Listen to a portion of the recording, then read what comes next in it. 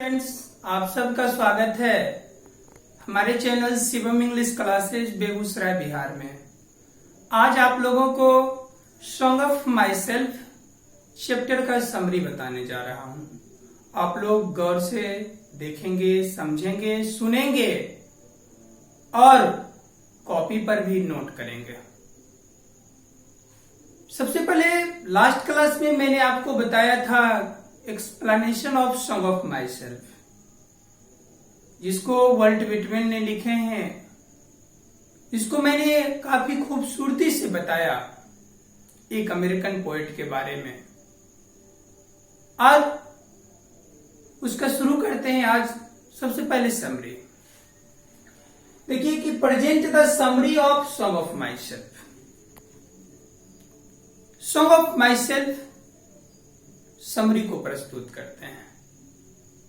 कहता है कि सॉन्ग ऑफ माई सेल्फ, यह जो चैप्टर है सॉन्ग ऑफ माई सेल्फ, खुद के गीत, इज कंपोज्ड बाय, जो लिखा गया है, नाइसली कंपोज, बहुत ही खूबसूरती से लिखा गया है, bye Walt Whitman, Walt Whitman के द्वारा 1819 इन अमेरिका, है ना। कहता है इन दिस पोएम, इस कविता में द पोएट इंजॉय हिमसेल्फ, इस कविता में कवि खुद को गाते हैं, इंजॉय करते हैं, आनंद लेते हैं, है ना। आप जानिए कि वॉल्ट विटमैन एक विनोदी कवि है, मस्त मौला कवि है। तो वही कहते हैं कि इन दिस पोएम, इस कविता में द पोएट इंजॉय हिमसेल्फ, कवि आनंदित होते हैं, इंजॉय करते हैं, खुद को अनहद खुश होते हैं, मजा लेते हैं। And sings for the self, खुद को मनोरंजन भी करते हैं, इंजॉय भी करते हैं और खुद को गाते भी हैं। कहता है he sees himself in others, वह खुद को देखते हैं दूसरों की तरह, वह अपने आप में देखते हैं, यानी वह अपने की तरह दूसरों को भी देखते हैं। ही सेज दैट, वह कहते हैं कि what he assumes should be assumed by all, वह कहते हैं कि मैं जो भी कुछ मानता हूं वो आप भी मानते होंगे। क्यों भाई? कहते बिकॉज, क्योंकि Every atom of blood is the same in all human beings, क्योंकि every atom of the blood, खून का एक एक परमाणु, is the same, वह बराबर है, एक ही तो जैसा है। हमारे खून का एक एक अणु परमाणु, यानी हमारा शरीर का रक्त जिस अणु और परमाणु से बना है, और आपके शरीर का रक्त जिस अणु और परमाणु से बना है, वो सेम है, एक जैसा है, कवि का कहना है। कहता इतना ही नहीं कि the same in all human beings, पूरी मानव जाति का, जिन अणु परमाणु से हमारा शरीर, हमारा रक्त बना है, पूरे मानव जाति का उन्हीं अणु और परमाणु से बना है। कहता ही सेज, वह कहते हैं कि ही इज 37 ईयर्स ओल्ड, कि अभी मैं 37 वर्ष का हूं। कितने वर्ष का हूं? 37 वर्ष का हूं। एंड ही इज हेल्दी, और वह काफी स्वस्थ है।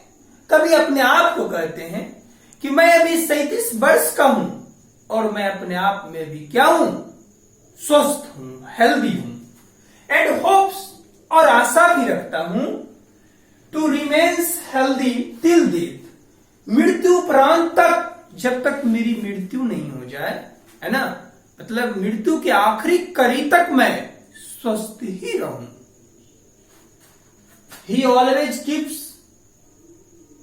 feeling or thoughts in mind for good or bad. वह कहते हैं कि he always keeps feelings, वह हमेशा फील करते हैं, महसूस करते हैं, और थॉट्स, और सोचते हैं इन माइंड, अपने दिमाग में, कि फॉर गुड और बैड, अच्छे और बुरे। वो कहते हैं कि हम अच्छे और बुरे दोनों बात सोचते हैं, फील करते हैं, और ही इज रेडी, वो तैयार रहते हैं, for every hazard in his life, कि जीवन के हर एक खतरा से लड़ने के लिए, जीवन के हर एक खतरा में अच्छाई बुराई हर में वो तैयार रहते हैं। कहता है कि तब अब इसमें थोड़ा थीम जानना है। कहता है there are 3 important themes in this poem. इस कविता में 3 इंपॉर्टेंट थीम है। कितने थीम है? 3। कवि का इसमें कहने का मकसद, आप लोगों के बीच बताने का कवि का लक्ष्य क्या है, उसका थीम 3 है। पहला बताते हैं कि the idea of the self, खुद को विचार करना, खुद को आइडिया लगाना, है ना। And the identification of the self with others self, है ना। दूसरे से के अपेक्षा अपने को पहचान करना।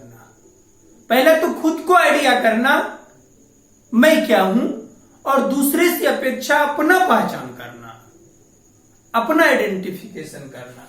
And the poets relationship with the elements of nature and universe.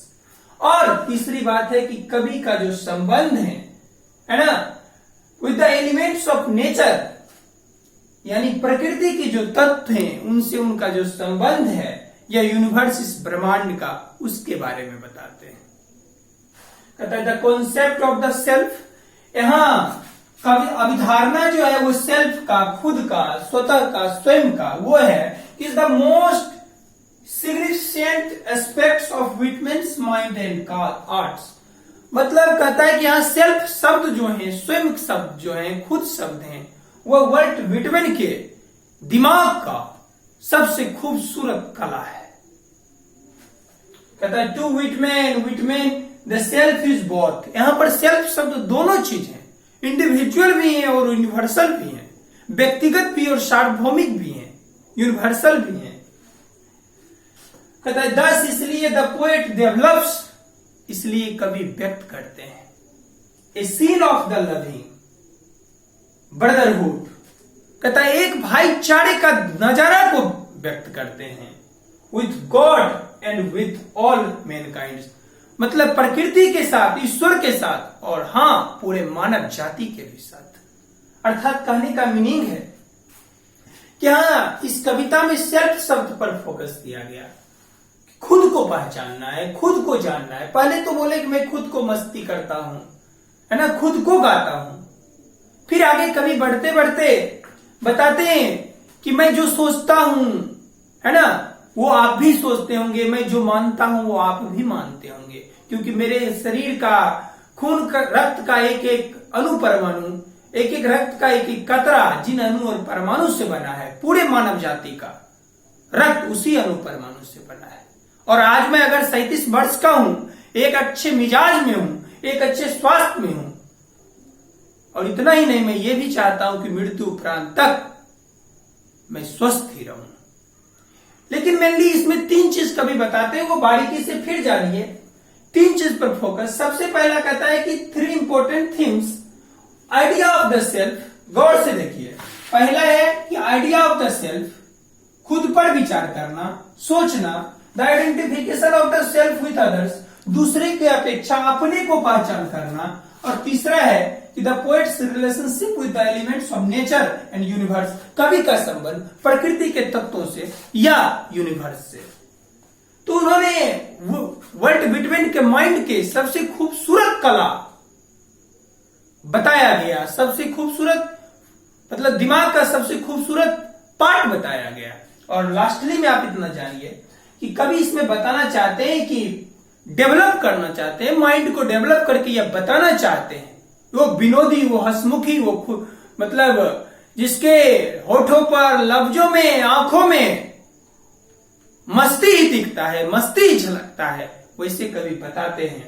A scene of the loving, प्यार के दृश्य, प्यार के नजारा को बताता है। ब्रदरहुड, भाईचारे को, है ना, विथ गॉड, ईश्वर के प्रति प्यार का समर्पण, ईश्वर के प्रति भाईचारे का समर्पण, एंड ऑल मैनकाइंड, और संपूर्ण मानव जाति के लिए भी बताते हैं। तो आशा करता हूं कि आप सब समझ गए होंगे। अगले टॉपिक में मैं आपको फिर पोएट्री सेक्शन मैंने 2 बताया, प्रोज सेक्शन का समरी बताऊंगा।